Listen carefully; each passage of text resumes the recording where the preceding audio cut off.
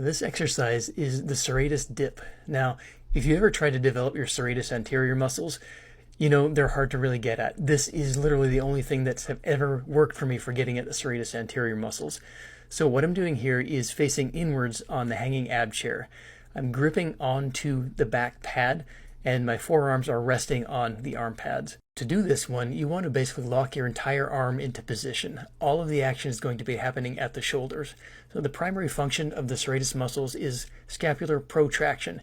That's actually a pretty smart way to hit your serratus.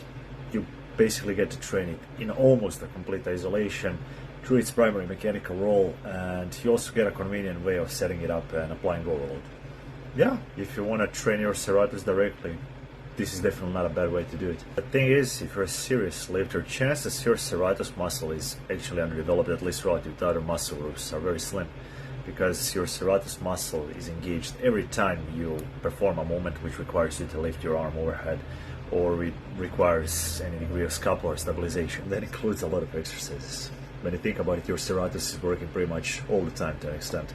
During any kind of vertical pressing, vertical pulling, pull-over variations, during dips, weighted dips, during any kind of push-up variation. My point being, chances you actually need direct serratus works if you're a consistent, serious lifter are very slim, because your serratus is probably well developed. The only reason you can't see it is because you're not lean enough. Yeah, those gills, the serratus muscle visibility basically comes down to condition, to how lean you are. In general, the only people who actually have underdeveloped serratus alongside pretty much everything else are people who don't lift weights.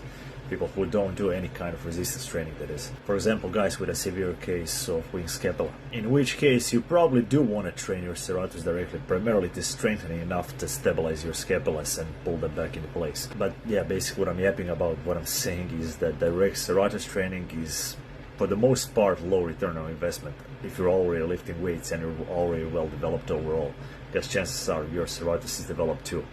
Or unless you have very specific reasons such as being scapular to train it. But if you're going to do it, you might as well do it with this exercise. I mean, yeah, it's a pretty good, pretty smart variation for hitting your serratus muscle.